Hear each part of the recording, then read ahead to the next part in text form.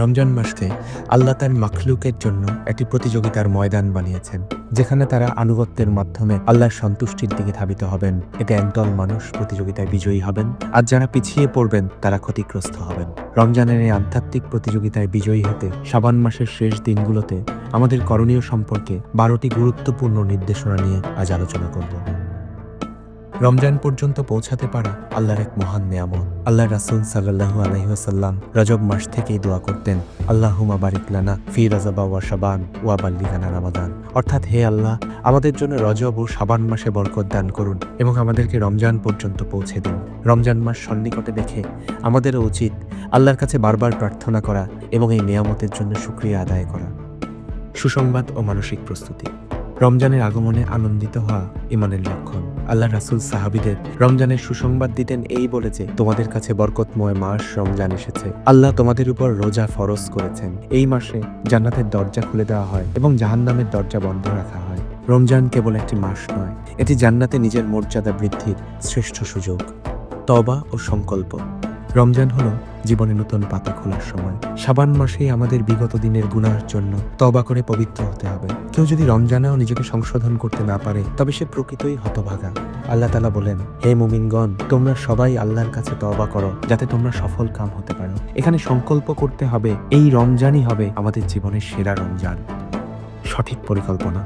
দুনিয়ার কাজের জন্য আমরা নিখুঁত পরিকল্পনা করি, কিন্তু আখিরাতের জন্য পরিকল্পনা অনেক সময় অবহেলিত থেকে যায়। রমজানে কতটুকু কোরআন তেলাওয়াত করবেন, কোন সময় কতখানি জিকির করবেন, পরিবারের জন্য কতটা সময় দেবেন, তার জন্য একটি লিখিত রুটিন আজই তৈরি করুন। বিশৃঙ্খলা পরিহার করে নিয়মতান্ত্রিকভাবে ইবাদত করলে সময়ের বরকত বাড়ে। দোয়া ও জিকিরের বিশেষ তালিকা। রমজানের কবুলিয়াতের মুহূর্তগুলো কাজে লাগাতে নিজের প্রয়োজনীয় দোয়ার একটি তালিকা তৈরি করুন। নামাজের পর, কাজের ফাঁকে, যাতায়াতের সময়, যে কোনো সময় জিকির করবেন। কোন সময় কোন জিকির করবেন তা আগে থেকেই নির্ধারণ করে নিন। শক্তিতে শুরু। যাদের শুরুটা সুন্দর, তাদের শেষটা সুন্দর, এই নীতিতে বিশ্বাসী হতে হবে। রমজানের প্রথম দিন থেকেই পূর্ণ উদ্যমে ইবাদত শুরু করতে হবে, তবে নিজের শক্তির উপর ভরসা না করে আল্লাহর সাহায্য চাইতে হবে, কারণ আল্লাহর সাহায্য ছাড়া এক কদমও অগ্রসর হওয়া সম্ভব নয়। পূর্বসূরীদের আদর্শ অনুসরণ। আমাদের পূর্বসূরীরা কেমন করে ইবাদতে নিমগ্ন হতেন তা জানা জরুরি। ইমাম সুফিয়ান সাওরি রহমতুল্লাহ আলাইহি রমজান এলে সব কাজ ছেড়ে কোরআন তেলাওয়াতে মগ্ন হতেন। ইমাম শাফেঈ রমজান মাসে অন্তত 60 বার কোরআন খতম করতেন। বদভ্যাস ত্যাগ ও আত্মসংযম। রমজান আসার আগেই রাত জাগা, অতিরিক্ত ঘুমানো, অতিভোজন বা সামাজিক যোগাযোগ মাধ্যমে অতিরিক্ত সময় দেওয়ার মতো বদভ্যাসগুলোকে ত্যাগ করার চেষ্টা করতে হবে। শরীর ও মনকে রোজার উপযোগী করে তুলতে শাবান মাসে কিছু নফল রোজা রাখা অত্যন্ত কার্যকর।